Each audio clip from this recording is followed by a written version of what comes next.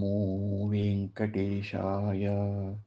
శ్రీమహాగణాధిపతయే నమః. శ్రీరామకృష్ణ గురవే నమః.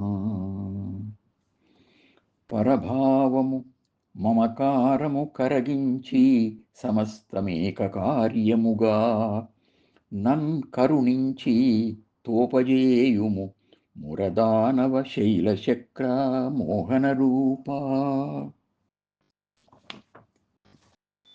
అద్వితీయమైన సౌందర్యంతో ఆకర్షించే అద్భుత స్వామి వెంకటేశ్వర.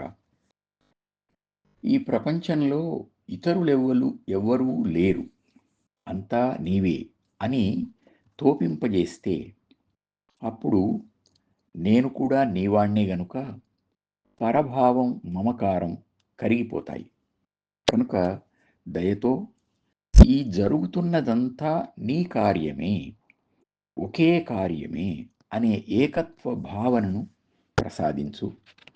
అహంకార మమకారాలు రూపుగట్టిన వాడే ముర రాక్షసుడు, నీవు మురారివి. ఆ రాక్షసుడు రెక్కలు కలిగిన కొండ అయితే ఆ రెక్కలను ఖండించిన ఇంద్రుడవు నీవు. కనుక నా మనస్సులో కూడా అహంకార మమకారాలను కరగించి నీలో చేర్చుకో తండ్రి అని ప్రార్థిస్తున్నాను. ఈ శరీరం వచ్చిన వెంటనే నేను అనే భావం మొదలైంది. దాని వెంట నా వాళ్ళు, నా వస్తువులు, ఇది మమకారం. నా శరీరానికి సంబంధించని మిగతాదంతా ఇతరమైంది, వాళ్ళంతా పరులు. సుఖదుఖాలు, మేలుకీళ్ళు, హెచ్చుతగ్గులు, ఇలాంటి ఇబ్బందులన్నీ దాని ప్రభావమే. మురాసురుడు దీనికి ప్రతినిధి. ఆ రాక్షసుడు పంచేంద్రియాల బంధానికి, సప్త వ్యసనాలకు నిలయమైన వాడు. ఒక్కొక్కటి కొండంత బరువు కలిగినవి. పూర్వం కొండలకు రెక్కలుండేవట. అవి జనావాసాల మీద ఎగురుతూ ఎక్కడంటే అక్కడ పడి సామాన్య ప్రజలను భయభ్రాంతులకు గురిచేసి ప్రజాకంటకంగా తయారయ్యాయట. ప్రజల బాధలు తెలుసుకుని దేవేంద్రుడు వాటి రెక్కలను ఖండించి కొండలను కదలకుండా పడవేశాడట. అలాగే శ్రీకృష్ణుడు కొండల వంటి సప్తవ్యసనాదులతో తీవ్రంగా ఉన్న మురాసురుణ్ణి సంహరించాడు. వ్యసనాలు, ఇంద్రియాల బంధం ఇవి విడిపోతే నేనుగా నిలుస్తుంది. అప్పుడు అందరిలోనూ ఉన్న నేనే స్ఫురించి అంతటా ఒకే నేను ఉంది అని తెలుస్తుంది. మానవుడు మహాత్ముడవుతాడు. అయం మమ పరో వేతి గణనా లఘుచేతసాం ఉదారచరితానాం తు వసుధైవ కుటుంబకం.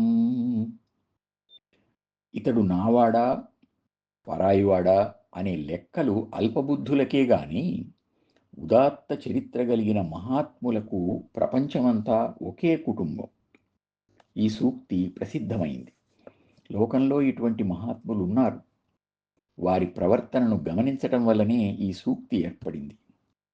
ఎన్నెన్ని జన్మల పుణ్యఫలమో ఈ స్థితి. ఈ స్థితి రావడానికి మనవంతుగా చేయవలసింది ఏమిటి? ఒక్కటి, శ్రీవేంకటేశ చరణౌ శరణం ప్రపద్యే. శ్రీవేంకటేశ చరణౌ శరణం ప్రపద్యే. భగవంతునికి మానసికంగా సంపూర్ణ శరణాగతి చేయడం. అప్పుడు ఆయన కరుణించి ఈ పరభావ మమకారాలను కరిగిస్తాడు, పాలలో చక్కెరను కరిగించినట్లు. కరకర పల్కులన్ బిరుసుగల్గిన శర్కర నన్ను బాగుగా కరచి పొరంటి కొంటివి నిగన్నిగ మీగడ పాలవీవు. నిల్వరమున నాకు మార్దవము వచ్చెను నీకు ఘనత్వమొబ్బే. ఇరువురము రసాయనం బగుట పోలదే ఉర్వికి క్రొత్త కోవగన్ అని శ్రీ వేటూరి ప్రభాకర శాస్త్రి గారు, మాస్టర్ సివివి సంప్రదాయంలోని ఒక గొప్ప యోగి, ఆయన ఈ పద్యాన్ని రచించారు. వేర్వేరుగా ఉన్న మనం చక్కెర పలుకులం. భగవంతుడు ఏకాకృతిగా ఉన్న పాలు. పాలలో చక్కెర పలుకులు నెమ్మదిగా కరగాలి. అప్పుడది క్రొత్త రూపంగా పాలకోవాగా తయారవుతుంది. కఠినంగా ఉన్న జీవునికి మృదుత్వం రావడం, వ్యాపించి ఉన్న భగవంతునికి ఒకచోట గట్టి రూపం ఏర్పడడం, ఇవి జరుగుతాయి. ఈ విధంగా ఒక జీవుడు మహాత్ముడై కనిపించే దేవుడవుతాడు అన్నమాట. ఈ క్రమ పరిణతి రావడానికి ఆధారమైన సంపూర్ణ శరణాగతి చేసే శక్తినిమ్మని, ఈ జరుగుతున్న ప్రపంచ కార్యమంతా నీదేనని స్ఫురింపజేయమని ప్రార్థిద్దాం.